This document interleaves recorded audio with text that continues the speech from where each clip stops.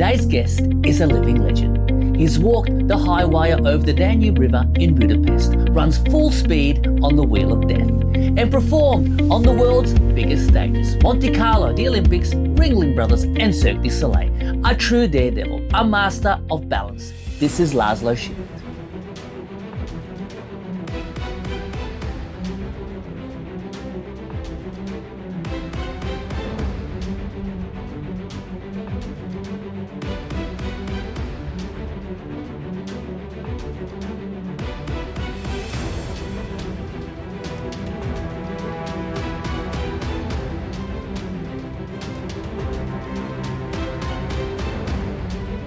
High above Budapest, Laszlo Simet steps onto a 22mm wire stretched over the mighty Danube River. From Pest to Buda, the drop below is unforgiving. Every step measured, every moment precise.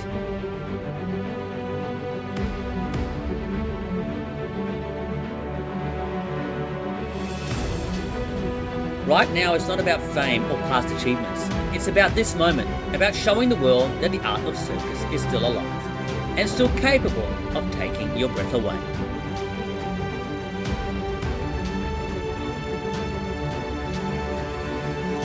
Each meter forwards is a piece of history. Every breath a reminder of courage, focus, and the skill this craft demands.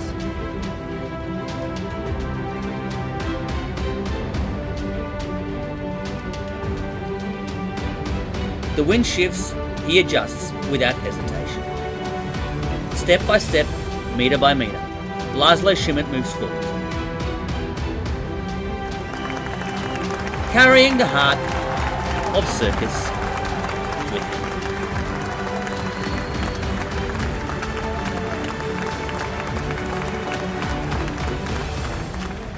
Hello there, and welcome to Flyte, Legacy in Motion. I'm speaking with Mr. Laszlo Simet, probably one of the most craziest performers in the world. Hello, Laszlo. Welcome to the show. Hi, Carlo. Thanks for calling. Nice talking to you. I'm looking forward to it. Yes, well, we created this space, Legacy in Motion, Flyte Legacy in Motion, for amazing performers like yourself. I'm creating an archive for performers, upcoming performers, so that everybody can look back in, 10, 20, 15 years, whatever, and they can look back at their achievements. And it's my honor to be able to speak with you. Thank you very much. It's mine. So yes, I think what everybody wants to know is how did you get into the circus? Where did you start? Your family and everything from the beginning. Okay. So I'm not the typical circus kid. I'm only the second generation, so it was my dad who started the circus. I cannot go back hundreds of years. My family were a normal family, living in Hungary, Budapest. And when my father was 16 years old, it was in 1954, he joined the Baldio troupe. Baldio is not so well known around the world, but he was very famous in Hungary. He was a high wire walker, and he did these big outdoor shows that time in the 50s, 60s, when there was not even television, let alone discotheque or any entertaining possibilities. So he went to the towns, to the cities, and he put up the wire between the church and the next tallest building, and he gave a 1-hour quality show.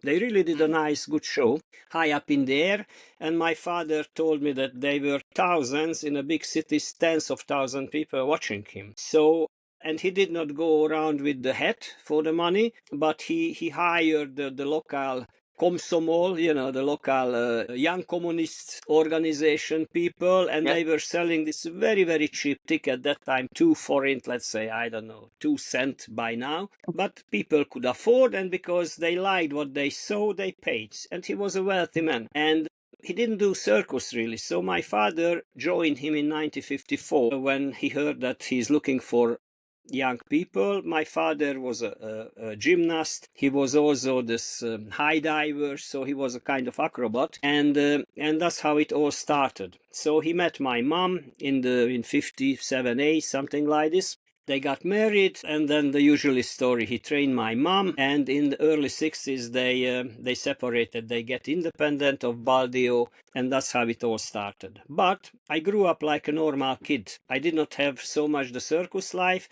I grew because I went to school. My father pushed me to graduate, finish my school before I can do anything in the circus. So that's what happened.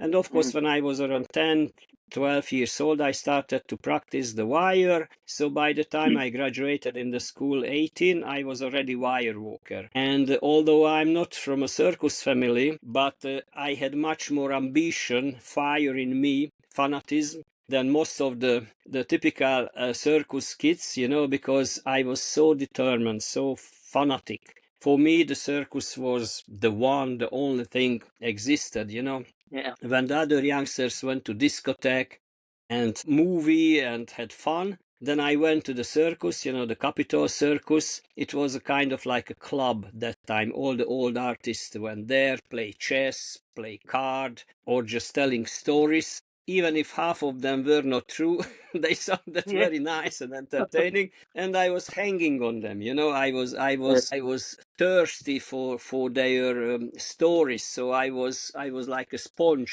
soaking in myself all these circus stories. And that time I had, of course, my idols like Manfred Doval. He was a great high wire walker at that time, 60s, 70s. Pedro Carrillo, who was the Colombian guy, and they Know were that all guy. long time with Ringling Brothers. That time before Soleil, Cirque du Soleil, Ringling was the one and the main, the top where you can be. So I was listening, lots of Hungarian artists were with Ringling that time. So they all had the stories. So I was drinking their, digesting their stories, and when finally Manfred Doval came 1980 to Budapest, of course, I don't need to say I was there every single day. I helped him to put up the props, rigging, and every day, every show I was watching him.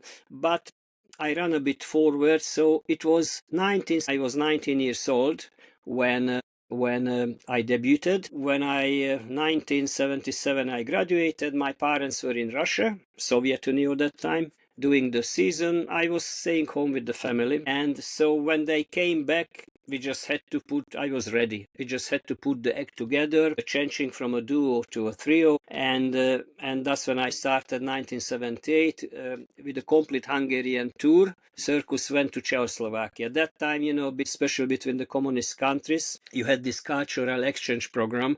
When they send the program to Hungary, we send the program to them. Same with the Russian. So that's how it all started. Now, 47 years ago. Wow. But you've done some amazing things since then. You've walked across, what is it? You did Monte Carlo, or where did you walk across on the wire? You did some amazing long distance walk and speed racing. You just sent me a video of you speed racing. That was crazy on the wire, just running full speed. Yeah. Well, I'm a high wire walker, so I'm most proud of the act we were doing. And first we started with my parents, my mom and my father. Then first my mom stopped. We carry on with my father. And then when my father stopped, I carry on with my then wife, Susie. So since then, since the 90s, early 90s, the act was a duo. And we did a really good high wire act with all the hard tricks, what kind of everybody was doing. But the difference was that, high wire is mainly Colombian specialty, South American specialty. So there were not so much Europeans doing it. So our strength was a part of the good tricks, what we had. We tried to do elegant and with class and with style. And it was the first new things became 89 or 88 when I decided I should try the motorbike on the wire, because I heard all these stories, the German families doing the big outdoor events with the motorbike, what Baldio did, long before that, and making a fortune. So I wanted to make a fortune too. I bought my first motorbike, and that's how it started. Yeah, well, the fortune never worked out really, but I had a motorbike, and it was only then when I realized that, okay, I have a motorbike, but the time I found out how to do the rubber, the special rubber. Then, okay, I have a motorbike where I'm going up. I build a 30-meter high mast, so it get involved so much props that it was incredible. So that time by time, I work with the motorbike too, mainly in amusement parks and stuff like this. Then in 95, came the wheel of that. By then I already had all this big props, high wire, motorbike, so I didn't really need it. But the apropos of the wheel of that was that in 94 there was a wheel of that act in the Blackpool Tower Circus, and unfortunately on the opening day it was two English guys. One of them died and he passed away in the ring. So it was a tragic, terrible accident, and this act would have stayed for the next season. Anyway, the story short, that's when I built my wheel and I went to Blackpool for the next year.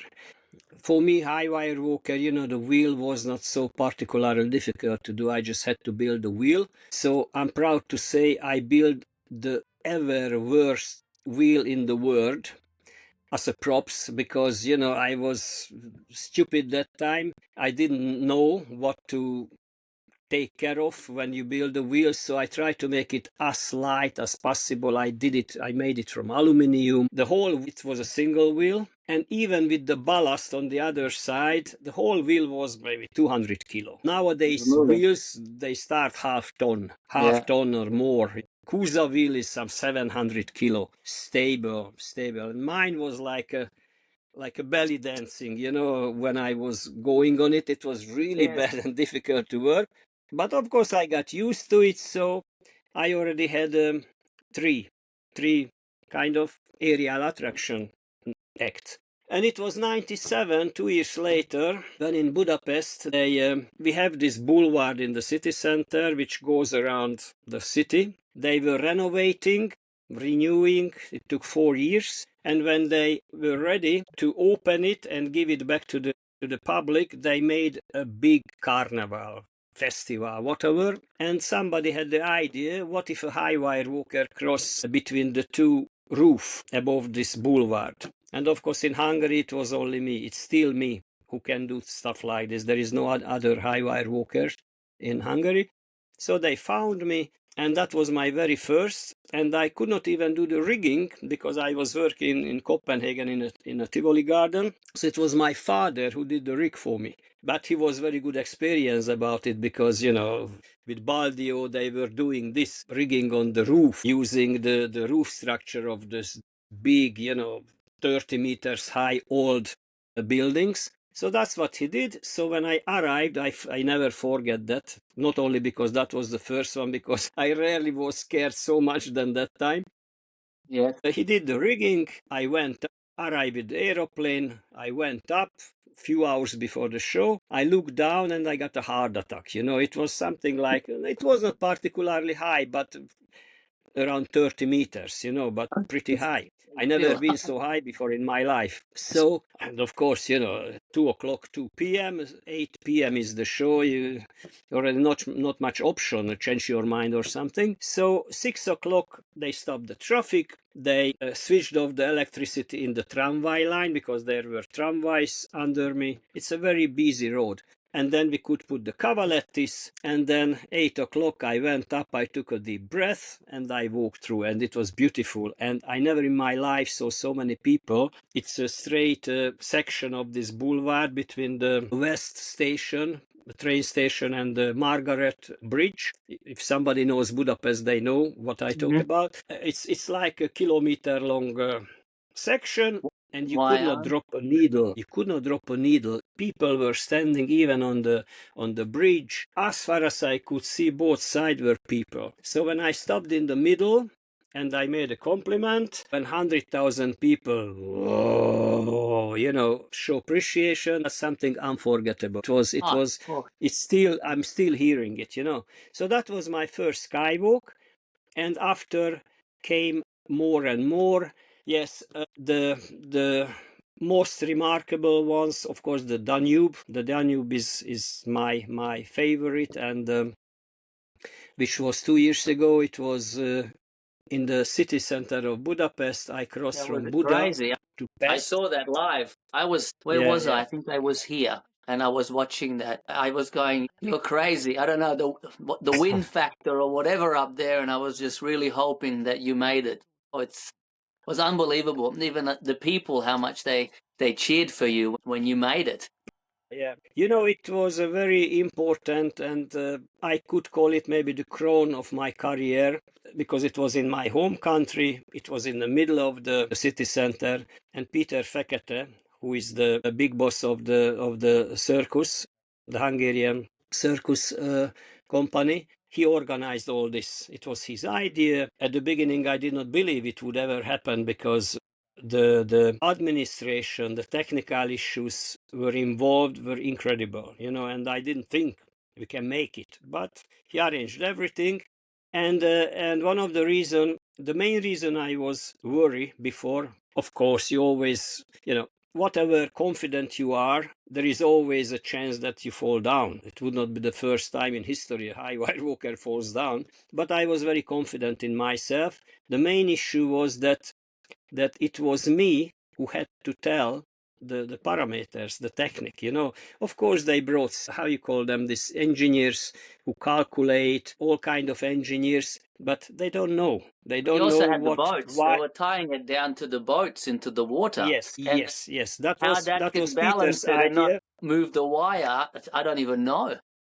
It's That crazy. was a big worry too, because I did not believe that this barge will be so stable. Where the people were holding the cavalettes, I tell you, they were like as if they were concrete there. They were concrete hard. They did not move a millimeter. But it was me who had to tell what thickness of the wire should be, how much pressure, how much load we will pull with, And that was, the walk was the test, if I thought it good or not. So that was my main worry, if I calculated good, and if my experience made me tell the right numbers, and I will find out in the middle of the wire above the Danube, 40 meters high. But luckily it worked. Yes, the wind, I knew the wind will be there, because there is always windy. The mountains, the location of Budapest is so that the wind is always channeled over the Danube because of the mountains. So I did not have any illusion that it will be calm. I was just hoping that there will be no rain. And Peter, he made such a publicity around it. I mean, it was an unrivaled publicity before promotion. Everybody knew about it. Everybody expected it. Everybody was waiting for it. It's not only that I must not fall, because that's not a good idea, Yeah. but I could not fail. I could not fail. The television was there. They showed in live. It was like when Wallenda crossed the Niagara or the canyon. He had to do it, whatever, because the whole world was watching. So whole Hungary was watching me. Not just all Hungary, the whole world was watching you. It's well, maybe an amazing achievement. Believe me. Thank you. So that was maybe the nearest to my heart, this walk. But I did, yes, as you said, I did lots of different walk. For example, in 2012, in the London Olympic closing ceremony, I was walking on the wire, and that was really probably what most people saw. Around 80,000 in the stadium, and hundreds of millions on the television. That was a very big, I mean, And then you good had the and motorbike too there. memorable. Sorry? The motorbike as well. The Didn't you do the motorbike was motorbike? on the Paralympic. I was on both Olympic. The Ah, normal Olympic closing ceremony was the walk, the high wire okay. walk, and a month later was the Paralympic. And again, it was the same director who did the both closing ceremony. And the Paralympic closing ceremony was the motorbike.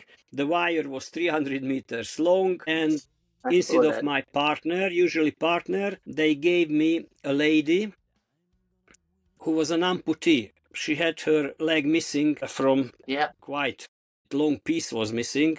He did not have even the knee. It was cut middle of her thigh. So I trained her to, what to do on the trapeze. Wow, I didn't And even know that. That's fantastic. yeah, she was an because it's Paralympic. Like it was the Coldplay. If you check the video, it was the Coldplay who was playing the music under, and for example, the drummer, their drummer was also a guy with Yes, the drummer I know. having the Yeah, I know. with no hands. So yes, so that was the idea. And I could say, of course, China. That was my highest walk. It was 80 something, 87 meters high above a gorge, one of the most beautiful place. I did many walks. Yes. So how did the sphere come along? That creation. You explained it to me a long time ago, but the idea of the whole the sphere, right? What you're doing, you know, The semaphore, you mean? the The semaphore. Yes, present, the current yes. act. Yeah, yeah. That's an interesting story too. All my stories are interesting, by the way. It's not my invention. In the 90s, this act was born in the Soviet Union by three legendary beautiful artists, the Koch sisters. They invented it and they did a very hard Russian style high wire act on it, with really hard acrobatic tricks. And when they get older, sometimes in the 60s, they pass the act to another three ladies. They were called the Avdeyev sisters. And the act went on and until the early 90s. And that's when I think one of them gets sick or maybe died, I'm not sure. Anyway, the act stopped. And you have to know that time the Soviet Union was a closed country. Of course, the artists could go to the West, but just for a limited time, and no way like now. They are everywhere, working everywhere. That time they were very, very limited. So anyway, the world did not know this act. And I was 10 years old around, so I talk about end of 60s, early 70s, when I got a movie ticket as a present from my school. I don't remember, maybe I was a good pupil or why, doesn't matter. So on one Sunday morning, I went to the movie, and it was this Soviet circus movie. Later, I found out when they built the Bolshoi in Moscow, the Bolshoi Circus. Some years later, they did this film, and of course, they put the best of the best Soviet artists, and it was an amazing circus movie, perfect for me, the circus crazy guy. And that's when I saw this Avdeyev, the Semaphore, first time. And because that time my parents were high wire artists, I fully understood what I saw. And it stayed in me, It impressed me. It was something never seen before. And during all my life, I was fancying the idea to do this act. Because by the time I was a young artist, this act was not existing anymore. But I had so many props. I had the motorbike, high wire, the wheel of that. When I traveled, it was a suffering with rigging all these You huge, need a road difficult props. train to get to the next town. The high wire was the worst because when I packed out my high wire props, they were just lying on the floor behind my truck, and I already moved 600-700 kilos. It was still on the floor, lying. The last thing I wanted, another huge props. Time by time, the idea came up, and I was enthusiastic. Oh, should do it, but then it died out. So it was like this, during my career. And it was 2011 when I worked in the tower last time, Blackpool Tower. I was already 52, and we did, as I said, a good high wire act, and that's when I felt it's time to stop. If I don't want accident or I don't want to go down with the quality, I better stop. And that's when I came the idea what I do now. Most artists who get older and want to stay in the business, they buy a dog, I know. parrot or something. I'm still the one. I'm still thinking. Look, my semaphore is not for sale yet, but soon it might be. So I said myself, that time it was already 40 years old dream. It started when I was 10 and I was 52. I said, if I don't do it now, never. It's already too late now, kind of too late now, but if not now, it will never happen. So from that moment, I made a decision, 2011, springtime. It took me 2 years to to debut with the act. And it's also an interesting story, to build the props. I had to collect all the material of the Russian Semaphore Act, but that time, I talk about 2011, of course you had already internet, but this act, as if it has never existed. You could not find it. We went on Russian website, Russian social media. There was nothing about it. It was a really hard investigating job to find videos, very few videos, short, bad quality videos, some photos. But I gathered what I could. Then in Hungary, I found a very good company who built for me. And of course, when it was ready, to be honest, I kind of underestimated it because I was a good high wire walker. I motorbike, wheel of that, I'm a daredevil. For me, it will be easy. It was not. It was not. It behaves completely different than a wire. A wire can be very sure. It's a sure point in your life. Even when you are in the whatever high in the middle of the universe, this wire, if it's done properly, it's a safe point. It's a sure point. The semaphore is not. It's revolving. It wobbles sideways. It doesn't smoothly goes around, but it does these things. So it want to throw you away. And another big problem with the semaphore, and every high wire walker understand this. This wire is your safety place. If you fail, fall, whatever, you crab the wire. But on the semaphore, there is, you see maybe half-meter material front of you, and then it's disappearing in the vertical. You have nothing. And again, the whole thing is moving, so it's not something what you want to catch with a big swing, with a powerful swing when you fall and you're swinging. And it's a different story, and it took me long to get used to it, and of course some technical modification, because what I found out, it was not good. So it was a long struggle before the semaphore is at the current form. And but in 2013, in January the 12th, we opened it with the Budapest Capital Circus. So, and since we have been working with it. So that's how it was born. And just another interesting thing, I had idea. The act is with one man and two ladies. So I wanted to do this gentleman style in a very elegant clothes. The girls in a high heel. They learned in a high heel to walk on the semaphore, do the tricks. But I wanted to have a really good one. So I asked a Russian circus regisseur. In Hungary we don't have that, but in Russia you have a lot, these circus regisseurs. Actually now we start to have like Christoph, he's Christian, he's something like this. But I talk about 12 years ago, it was different situation. So I found this guy called Ruslan Ganyaev. I watched his work. You go to him with your ready act, you go to his studio for half year, and he create a miracle. Out of, you have a hand balance act, he give you the costume, he write you the music, he teach you the choreography, he found out the concept, the story of the act, because every act has a story or some conception. They are never traditional. And I liked his works very much. On the YouTube I checked them, so I decided to bring him. But of course I cannot go to his studio in Moscow. He had to come to Hungary. So instead of the 6 months, he came for 2 weeks only. And in these 2 weeks we had to do everything. It was a funny story because, as I said, I had my idea, high heel and elegant and all these things. And I told him all this, that I even showed him a kind of music, what I like and my preference. And I asked him, listen, how do you work? You have your idea and that's it. I have nothing to say. You do your idea, or you you consider what I'm saying, what I would like to do. And he said, yes, of course. I mean, we do it together. I listen to you. I consider what you want, and we build the act together. I said, okay.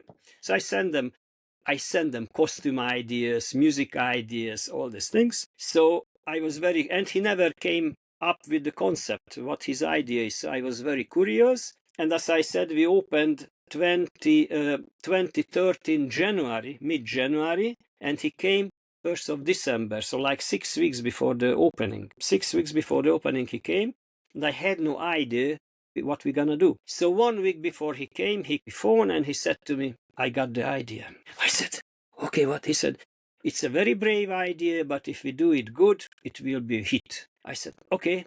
He said, when I come, I will show you. He came. Never forget this thing. I was that time working the previous show in the Capital Circus with my Wheel of the Act. So after he watched the show, came, We agreed in his fee, which was a very nice fee. So when he arrived, I gave him the fee in his cash, he had my money. He came with his assistant, booked him the hotel, flight tickets. So we did not even meet. He already cost me a lot of money. After the show, we go to the restaurant, talk about the Semaphore. So we go there. I was very curious. He opens his laptop and he shows me the most beautiful background picture. It's a fantasy planet, whatever planet. In the background is a black space with millions of stars and again some fantasy planets all around. And on this planet standing my Semaphore, and three fully equipped astronauts is flying around it or walking or whatever. Three astronauts on the Semaphore. So when I saw this picture, I got a heart attack. I said, "What's this?" He said, "This is my idea." I said, "What?" I said, "What about the high heel?" He said, "Forget it. It doesn't fit." He said, "This props is a monster. It's a 1-ton props. It doesn't fit a high heel." I said, "But you cannot work in a helmet and the backpack and all this. How I can perform?" He said, "You learn it." I said, "In 6 weeks we have the opening. How I get all this stuff?" We find it. We find. So I was so upset, because he came with all this so much different idea than what I was hoping for. We were arguing, discussing 2 hours long in the restaurant. And at the end, he was already angry himself. He said, "Listen, if you want, I do your version, what you want, but I cannot put my heart in it. It will not be good. Because believe me, this is the one you need." He said, "I can still imagine 2 other different presentation. One is the oil rig, and the second is the construction workers. One is worse than the other." I said, "Jesus." And I had 6 weeks to go to the opening. I said, okay. I went home, completely broken. And next day we started to practice. He started to show us the slow motion movements of the astronauts and how we connect the tricks, But I did it with a half heart because I didn't want it. So on the 3rd day, and I could not sleep. I was thinking, I paid all this money. 6 weeks we have an opening and we are know-how. He come up with this astronauts idea, which is impossible to do. And on the 3rd night, when I was turning sleepless, I opened the YouTube and I watched again his videos. And then I realized again that he's a genius. And next day I went to him and I told him, "Okay, Ruslan, let be astronauts, give the instruction, we follow your instructions." That's how it started. So very, very quickly, I had to find a helmet, sewing the costume, all these things. And on the 12th of January, we were astronauts. And that's how it all started. It's a great success, Yes. It's an amazing act. And nobody in the world's doing that act. Only you. Yes. Yes, because most people are more clever than me. I took again a huge 1-ton props on me.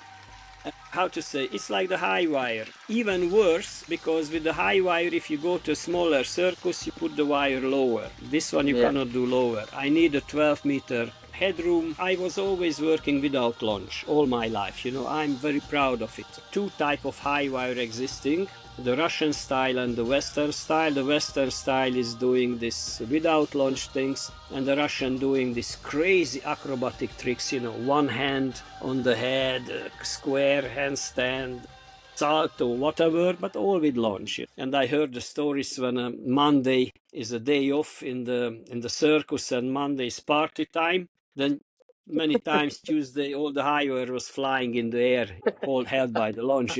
I never had this privilege. It's definitely a dedication. Without the belt, you have to be focused. As well, me as a flying trapeze artist, I try to be as focused as possible. Yeah, well, I had to. But in this act, there are some tricks what you cannot do simply without launch.